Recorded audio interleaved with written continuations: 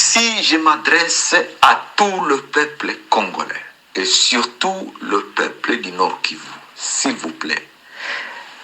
Partout là où vous allez voir un camion ou un groupe de militaires ougandais, dites-leur de rentrer chez eux immédiatement. On connaît leurs œuvres d'appuyer les terroristes et M23 et EDF.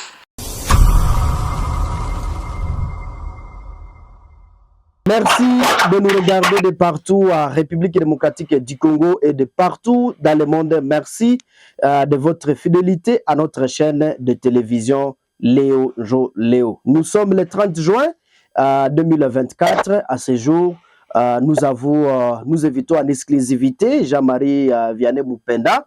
Il est congolais vivant en Australie. Jean-Marie Vianney, bonjour. Bonjour, monsieur Marquet. Dites-nous, est-ce que vous allez bien? En tout cas, nous allons relativement bien. Je dirais bien, mais je dis relativement parce que quelque part nous souffrons.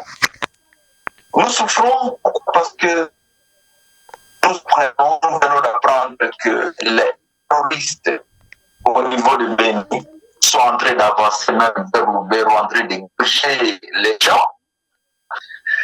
Et nous apprenons que les terroristes de M23 sont en train d'avancer. Ils ont même dépassé Kanyabayonga. Moi, personnellement, je n'ai pas bien dormi. Je n'ai pas bien dormi parce que je ne peux pas me sentir à l'aise lorsque je sais que mes frères, mes soeurs sont en train de souffrir. Même si je suis très loin, mais mon cœur est toujours avec eux. Alors, à ce moment ici, j'atteste vraiment mes condoléances à toutes ces familles qui ont perdu les leurs dans ces atrocités terroristes M23 et EDF. Et je profite déjà d'avance pour vraiment demander à ce que nous soyons tous unis, que nous soyons au Congo, que nous soyons en dehors du Congo, nous devons agir comme une seule personne, et surtout avec le gouvernement. Ah oui.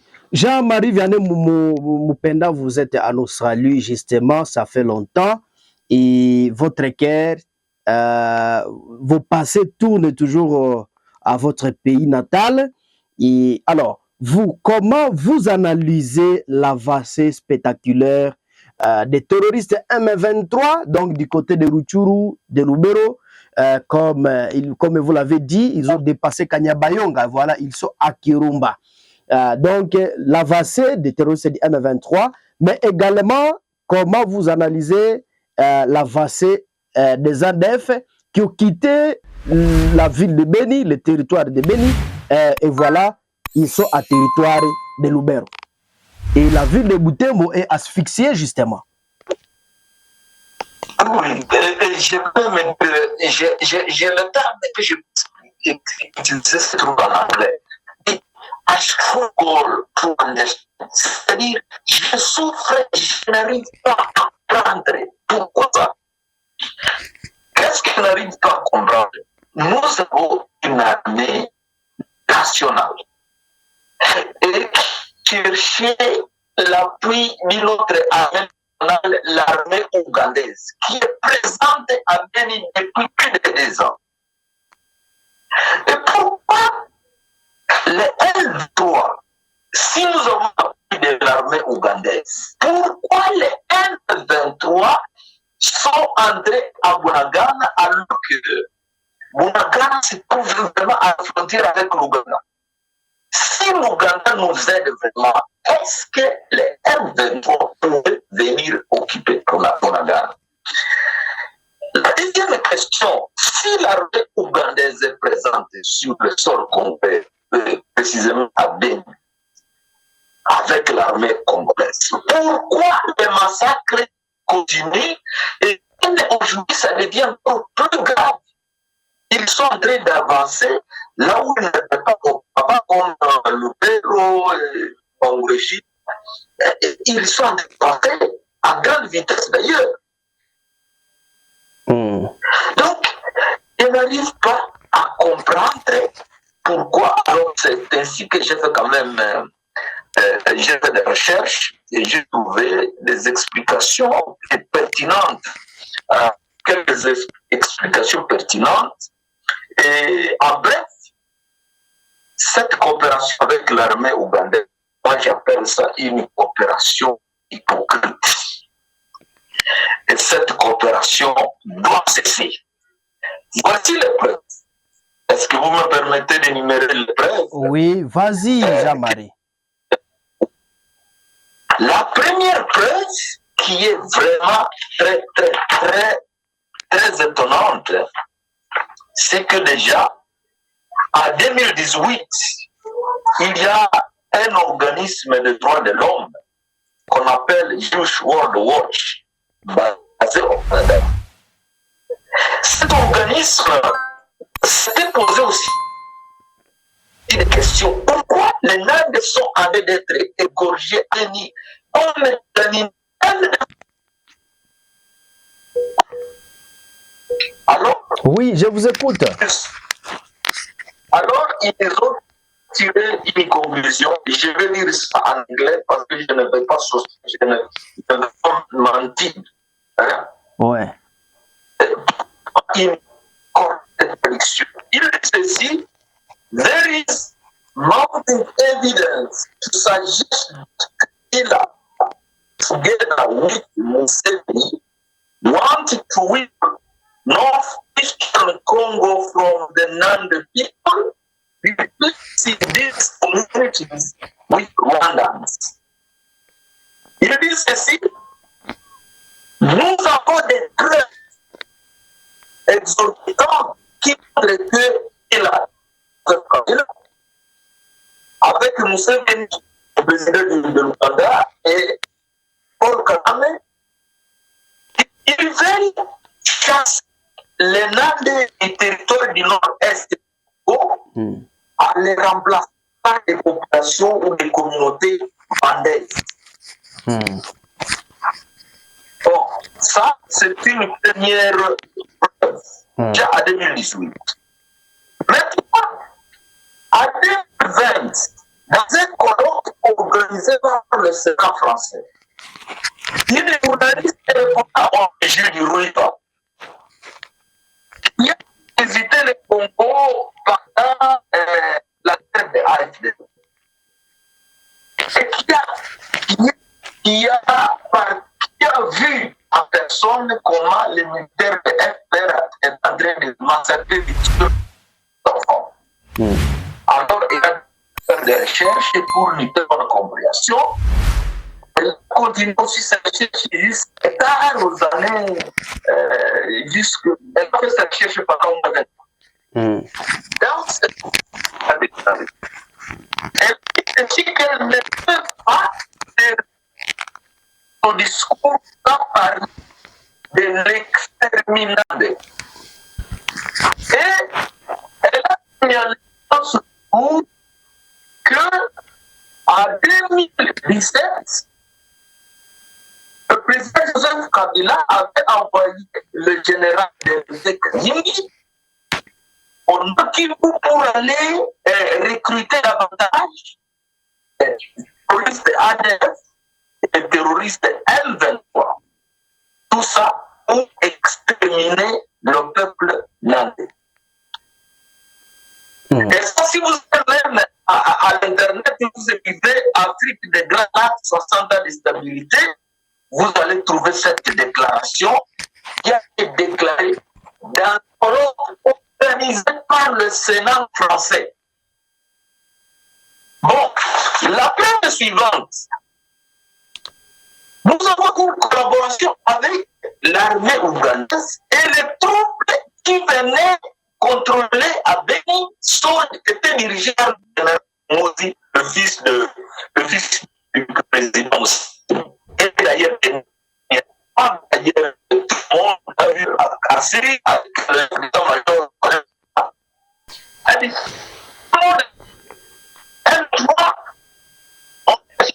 Le chef, le véritable chef de M23, c'est le président du Rwanda, Joseph Paul Kagame. Oui.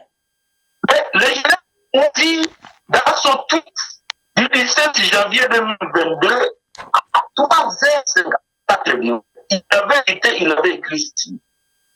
This is my uncle Afande Kagame. Ouais. Don't him affecting the family. They should be careful. Il dit ceci. Celui-ci, c'est mon oncle Afande Kagame. Tous ceux qui le combattent sont de combattre ma famille. Ils doivent prendre. Et c'est pour cela que je disais que j'ai des difficultés à comprendre pourquoi notre gouvernement accepte d'aller au Congo pour nous aider à lutter contre les terroristes, alors que ce sont des femmes qui ont créé ce terrorisme. Voilà. Maintenant, j'ai suivi des informations sur la voie de la musique.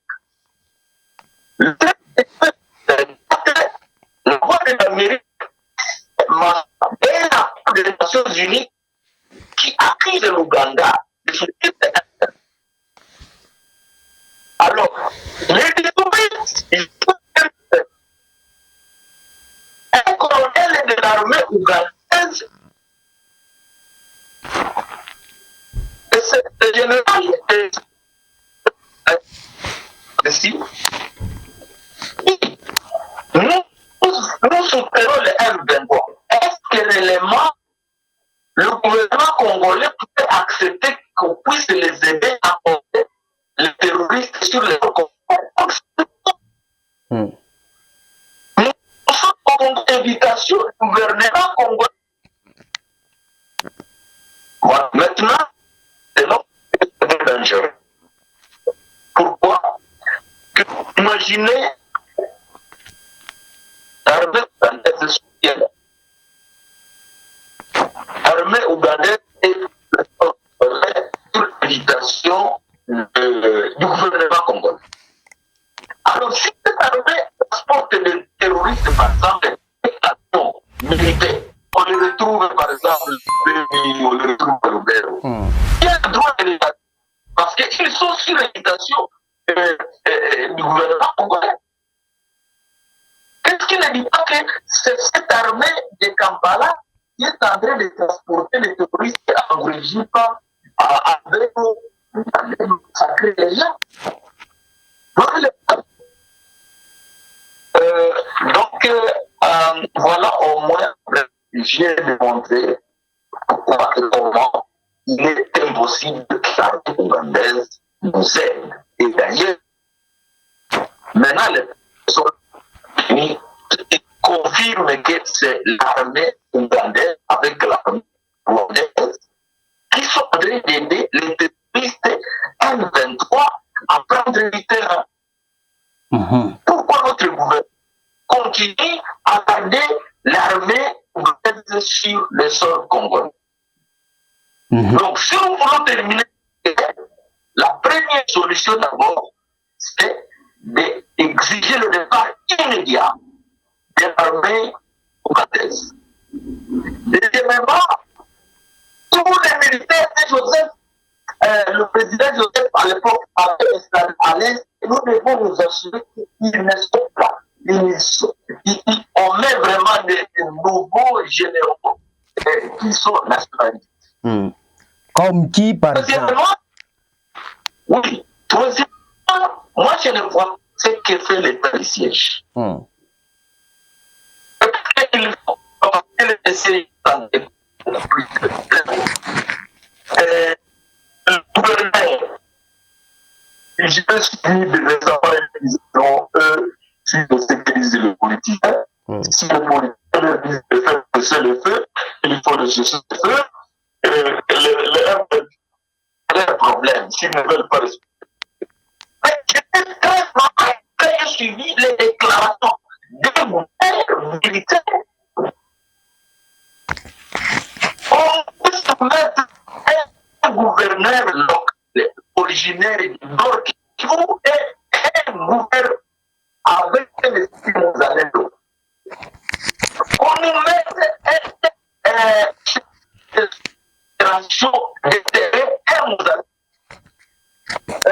ne comprends pas pourquoi le général Kadir, il avait été officiellement nommé par le président de la République comme étant le chef d'état-major, disons, comme étant le général qui va s'occuper de Ouazalendo. Où est-il? Pourquoi il avait pris des renseignements? Donc, l'nom est Ouazalendo, c'est-à-dire originaire du Nord-Kivu, c'est l'esprit Zalendo, et puis un chef chargé de l'opération des terres aux Zalendo, avec le gouvernement congolais, munitions, nourriture et tout ce qui est nécessaire, et la guerre va se terminer. Alors, comme Papa Jean-Marie, comme nous sommes vers la fin de notre entretien, vous personnellement, quel message pouvez-vous lancer au peuple congolais, mais également au gouvernement congolais face à ce que l'Est traverse maintenant?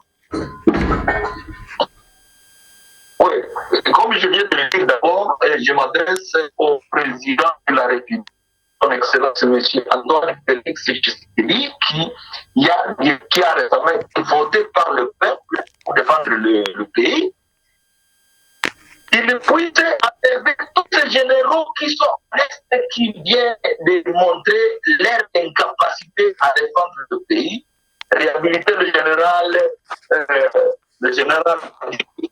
et enlever le temps de siège, un gouvernement de locaux, surtout commettre un gouvernement comme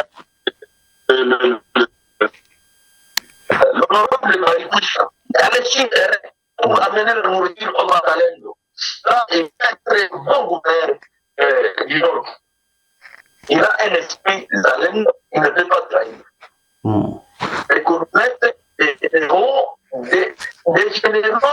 originaires du Nord Kivu et surtout des tribus du Nord Kivu qui sont en train de souffrir de la guerre.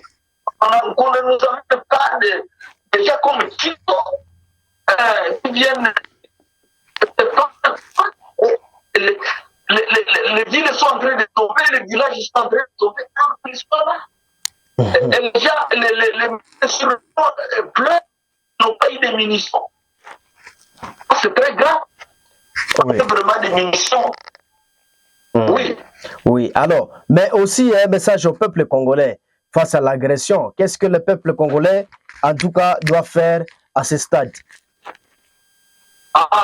Ici, le peuple congolais doit se lever et pour exiger le départ des généraux, à commencer par Chico, et surtout de retrouver que ça soit un traître, même s'il est peut-être un traître nandé, que ça soit un traître, quelle que soit la tribu traître, il faut que les peuples se prennent en charge. Si on peut le brûler, vraiment, ça serait une bonne chose. Que ça soit un militaire, que ça soit. Parce que la justice maintenant ne fonctionne pas. Si le peuple peut attraper, comme ce qu'on est en train d'attraper, c'est-à-dire les locaux acceptent de servir les étrangers. Carrément, donc il faut que l'ennemi sache que le peuple est à colère.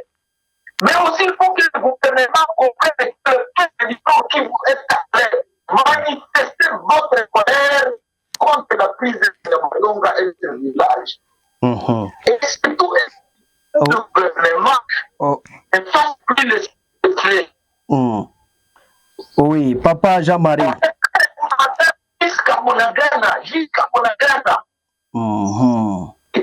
Oui, en tout cas, le temps est terminé.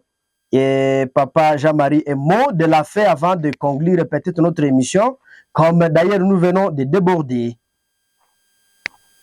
Un mot de la fin, c'est que il faut que notre président lutte fortement contre la corruption et le détournement des biens de l'État. Ça aussi une cause qui fait que la guerre ne se termine pas.